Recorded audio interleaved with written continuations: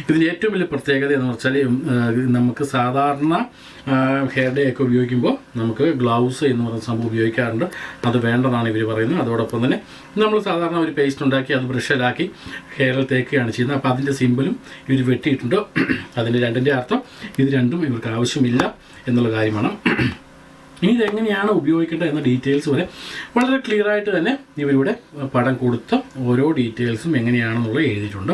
അപ്പോൾ എന്നാൽ ഇത് ഉപയോഗിക്കേണ്ടത് നമുക്ക് മുടിയിലും അതോടൊപ്പം തന്നെ നമ്മുടെ താടിയിലും നമ്മുടെ എവിടെയൊക്കെയാണോ നമ്മുടെ രോമങ്ങൾ നരച്ചിട്ടുള്ള അവിടങ്ങളിലൊക്കെ ഈസി ആയിട്ട് അപ്ലൈ ചെയ്യുന്ന കാര്യങ്ങളും ഇവരിവിടെ കാണിച്ചിട്ടുണ്ട്. ഇതൊന്ന് ഓപ്പൺ ചെയ്യാം.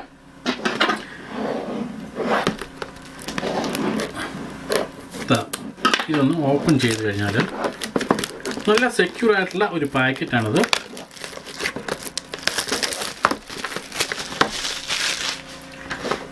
ഞാൻ നേരത്തെ പറഞ്ഞ ഇതിന്